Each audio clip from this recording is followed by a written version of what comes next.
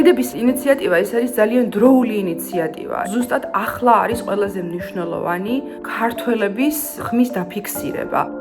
So I think the bridge is incredibly important, right? It's a people to people. I think that's the kind of world we live in now where nations and peoples are going to have to step up. It needs to be important to the United States. And so these gatherings are important for those reasons. You understand, you get hope, number one. And meet with Georgian-Americans and hear from the diaspora as to what's on their mind and, ideas they have as, for the path forward.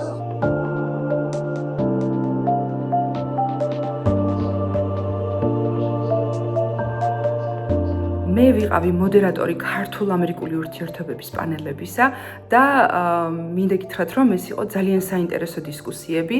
თვითონ მოწეული ექსპერტები იყვნენ ამერიკის საგარეო საქმეთა ექსპერტები და ადამიანები, ვისაც აქვს როლი და გავლენა ამერიკის საგარეო პოლიტიკაში. ჩვენ ვეძებდით პასუხებს იმისთვის, თუ როგორ უნდა გავაღრმავოთ და გავაუმჯობესოთ ქართულ-ამერიკული ურთიერთობები. ხიდების ინიციატივა ეს არის ძალიან დროული ინიციატივა, იმიტომ რომ ზუსტად ახლა არის ყველაზე მნიშვნელოვანი ქართველების ხმის დაფიქსირება. ქართული დიასპორის გაერთიანება ამერიკაში და არა მარტო ამერიკაში, იმისთვის რომ ჩვენ დასავლელ პარტნიორებს ავუხსნათ, რომ ძალიან ბევრი ქართველია დარჩენილი მთავრობის გარეთ, თქვათ ამ დაქსაქსული ქართული ოპოზიციის გარეთ, ვისაც ადარდებს საქართველოს მომავალი, ვინც ქმნის საქართველოს მომავალს და ვისთანაც მნიშვნელოვან დისკუსიაში შესვლა შეიძლება.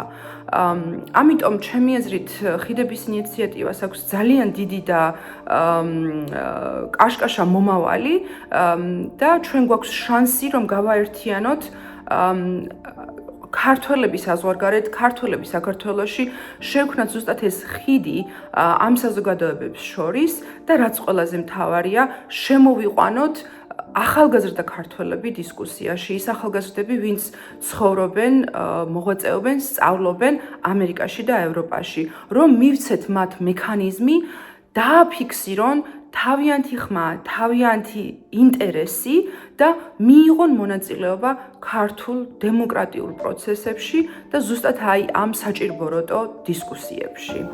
Under the Georgian dream. Basically, people are scared. It's a way for the Georgian and American people to be in touch and to be in contact and to share ideas. Because it's not just about government to government, right? Governments change, and some governments are more interested in a Georgian-American partnership than other governments, some U.S. governments, some Georgian governments. And so when governments change, it's important for the people to maintain contact with each other, and that's what this is all about. So I think it's very important. I think the meeting was exciting for me. It was interesting. The panels, there was some disagreement, and that's a good thing, because otherwise it's boring. The questions from the audience were great. They were very provocative in the best way. They made us think, and especially the questions from the younger, the kids, right? They were among the best questions that we had. They were really, really insightful and penetrating, and so that gives me a lot of optimism about the future of not only Georgia but the U.S.-Georgia relationship. Well, it was so great to see just the spirit of the Georgian people, very passionate, very engaged. We had excellent questions today. We covered so many different topics, everything from the future of national security and geopolitics to I covered tech. And I was really encouraged just to see, I think, Georgians taking an interest in the future of their nation and in their culture. I think that's the kind of world we live in now, where nations and peoples are going to have to step up to assert what is in their interests and will, and I think that is what the Georgian people are doing here, and I'm really excited to be a part of it. So you have the opportunity now, you're at a fork in the road, and you have the opportunity now to decide what value set is going to govern your digital and AI stack, specifically your AI stack, and you can choose to build that on Western values. That's going to take... Certainly, I think it's really important, especially talking about our shared values. We talked a lot today about the threat that China and the Chinese Communist Party pose to democratic values in places like Georgia. Georgia in the past has committed to make sure that the Chinese Communist Party is not involved in it, in providing critical infrastructure and technologies. And I think that there really is an opportunity for Georgia to continue double down on that commitment and make sure that China keeps its hands off and that Georgian democracy is strong.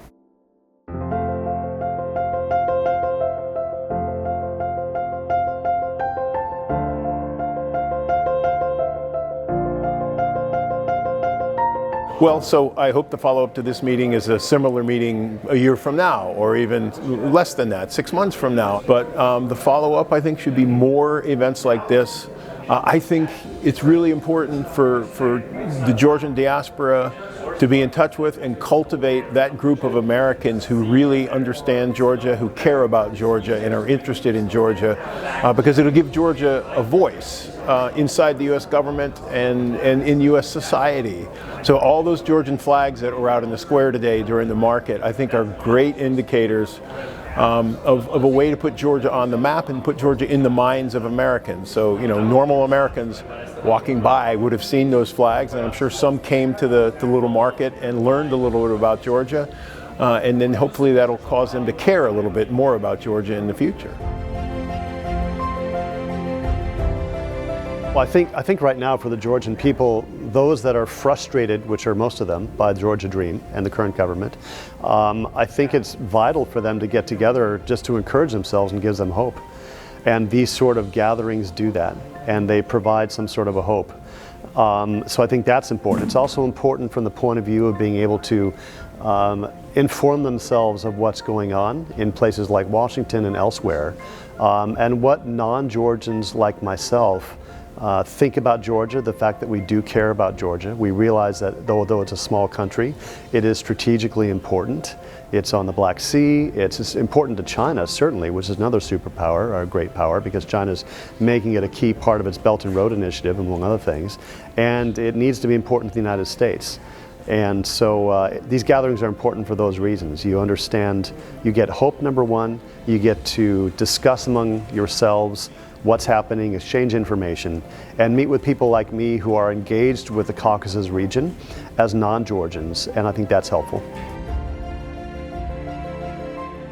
Amazed by how resilient Georgian society is and how determined and focused Georgian society is on Georgia's European home, on bringing Georgia into Europe, where I think the vast majority of Georgian people believe they belong. And unfortunately, they're having to do it without a lot of support from the U.S., and they're having to do it over the wishes of their own government. But, as Maya said in her concluding remarks, just the fact that all these Georgians are here, just the fact that Georgia is surviving is a sign of hope and a sign of resilience. Because as she said, I think she's right, this government, both the U.S. government and the Georgian government, will eventually leave the scene, and we'll have new governments. And when those come, it's important that the people-to-people connections are strong. And that's what this is all about, I think. In the world, and in Europe specifically, especially with the war in Ukraine. And so if you don't have events like this, then it's hard to keep a smaller country like Georgia in the mind, right, and in the policy debate. I think it's especially nice to have events like this outside of Washington, D.C., or maybe New York, where you get to, it's a different conversation, right?